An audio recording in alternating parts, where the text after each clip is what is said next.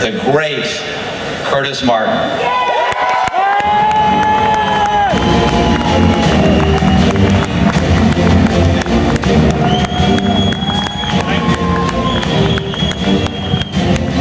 Thank you. Thanks to Woody Johnson. Curtis, now I know you've been over before, but you didn't have an intro like that last time. What about that? Yeah. Runs when he wants. Do the Jets fans out here know the Jet cheer? Can I get one real quick? On 3. 1, 2, 3. J-E-T-S. Jets, Jets, Jets. All right. They know it. They know it. What's it feel like to be back in London? I know you've been over for these games before. Yeah, you know, I love London. You know, my wife and I were talking. I'm really thinking about getting a place over here. I just love the city. Next to New York, where I live, this is the only other place that I want to live. All right, we can get you on TV over here. You can talk some NFL with us on Sunday night. We'd like possibly, that. Yeah, possibly. We would very much like that. Now, tomorrow is the 100th meeting between the Jets and the Dolphins, and there have been some incredible games in this rivalry. You were in that. We showed it earlier when we had Wayne Corbett out, the Monday Night Miracle. Yes. Tell us about that game.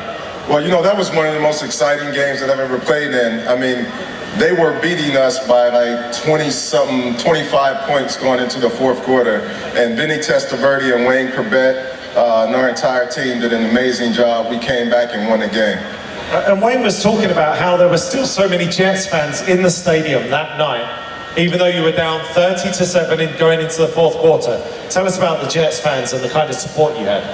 Say that one more time, I'm sorry. The support of the Jets fans. What Jets fans are like? Yeah, the Jets fans are the best fans in the world. I respect every other team's fans, but it has been one of the best things in my life to play in front of the Jet fans. I really enjoyed it and appreciate you guys. Now, as we look at your career, we saw the numbers that you had in your career, incredible numbers, first 10 years, over 1,000 yards. You probably dominated so many opponents, but who were the players that gave you the most trouble? Who were the players that you would have to be really aware of on a Sunday? Well, many of you may be familiar with a guy by the name of Ray Lewis. This guy, I mean, he is probably one of the best NFL linebackers to ever play the game. He and I, you know, I'm a pretty humble guy. I don't really talk stuff. But this was the only guy that I would talk stuff against when we played them, because he was so good that for me it was important to challenge him and come out victorious between me and him. So Ray Lewis, he's probably one of the best defensive players that I've ever played against. And I'm sure because we're in a family environment, you can't tell us what you were talking about on the field, right? Oh yeah. Well, you know, because we're good friends, we were able to enjoy it, but you know, every time he would be on top of me, he'd make sure he pushed me into the ground. He would step on me, and you know, but it was all in fun. And when you played, we still had a lot of franchise backs around the NFL. Did you enjoy having that, not the weight of the team, but you knew you were a focal part of the attack every week? Did you relish that challenge? Yeah, I relished it. You know, one of the things that used to excite me is that when I would talk to the guys on the opposite team after the game, they would tell me that in their meetings and in their planning, they just said, listen, if we can stop Curtis, we can win the game. And so that was just an extra challenge for me. And you finished with the 4th most rushing yards in NFL history. You went into the Hall of Fame. What did that mean, Canton, Ohio, to be among all of those great players? Well, you know, what most people don't know about me is that I never wanted to play football. I didn't desire to play football. I wasn't a football fan. But for me, football was a way out of where I came from. I grew up in a really horrible neighborhood, surrounded by violence and drugs and everything else. And so for me, football was just a way out. And the way I started playing football was that my senior year, my best friend had got shot in the chest and he died. He was the star quarterback of the team. Wow. And my mother said to me, she said, listen, you have to do something. I don't care what it is, football, baseball, basketball, whatever it may be, do something so that you can stay away from this neighborhood for a couple of hours. And I ended up playing football. And did you take to it? Yeah, great stuff. Definitely worth a round of applause. And did you take to it straight away? Were you a star straight away? You know, the funny thing is that the head football coach was also the gym phys ed coach, so he coached me throughout my high school years, and he always begged me to come and play for his team. So after speaking with my mother, I walked up on the field on a Wednesday, and I just told him, I said, look, coach, I'll do this football thing that you want me to do. And they gave me some equipment, taught me a few plays. They had the first scrimmage on Saturday, and he put me in as a starting running back just because he believed in me. He knew that I had something that I didn't know, and they pitched me the ball. First time I ever got the ball in an organized football game, I ran an 80-yard touchdown, and from there on,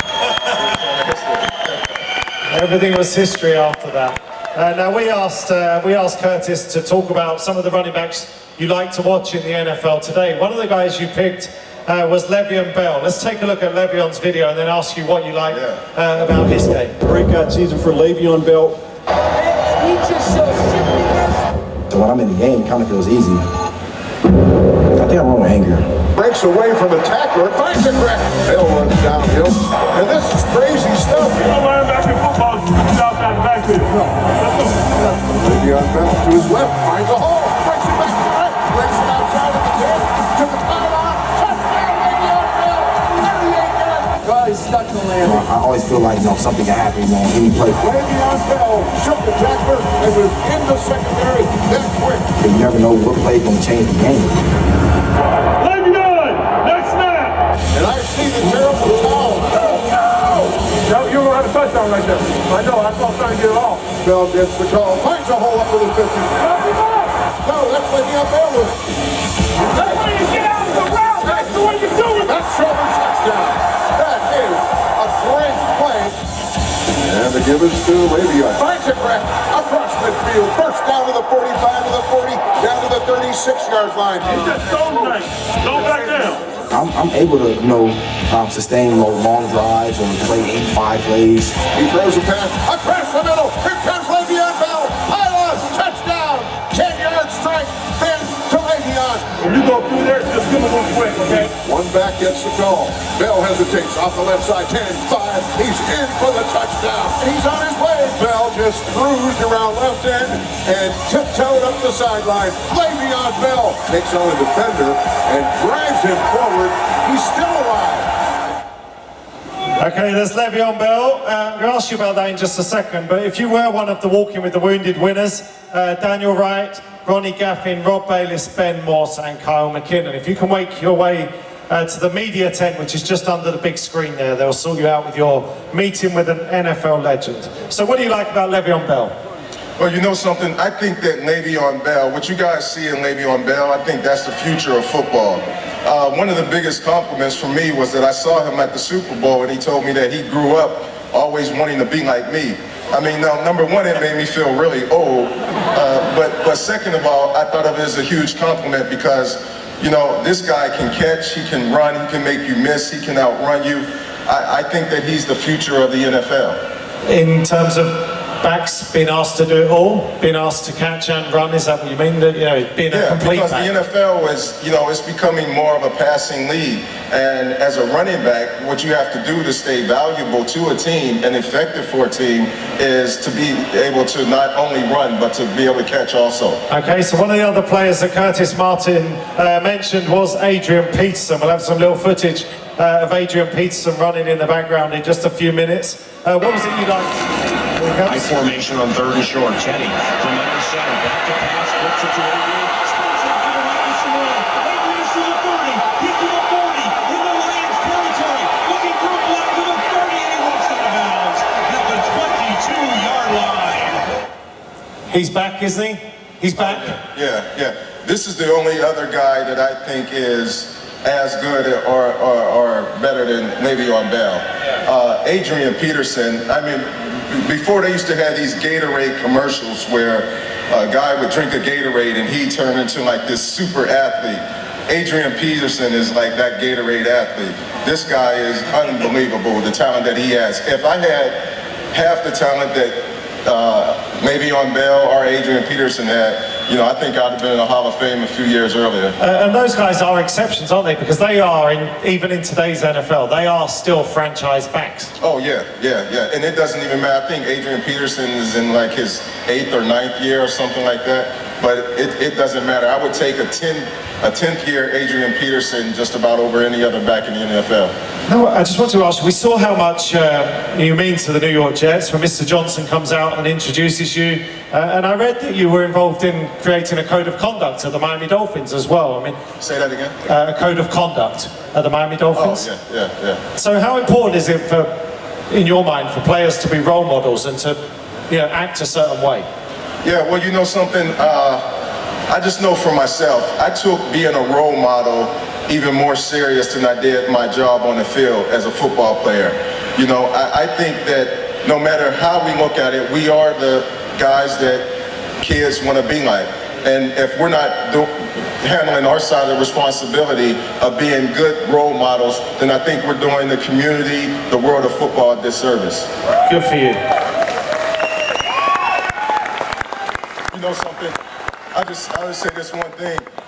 You know, when I played in the NFL, you know, my goal wasn't to just make a lot of money and become really famous and all that. For me, I had one goal, and my goal was to finish with a name that was better than anything or all that I accumulated while I was in the NFL. And to finish with a good name was one of the best things that ever happened in my career. You certainly got that. You're a credit to the NFL, you really are. Let's look ahead to tomorrow's game. Who do you think is going to win? Big division game. And will we see, because the Jets have got a good running game, haven't they, as well? The Jets have got a good running game. Oh, yeah. So, number one, for all you Miami Dolphin fans out there, I just want to forewarn you that the Jets are going to win. There's no doubt. The Jets are going to win. I'm picking the Jets 24-21.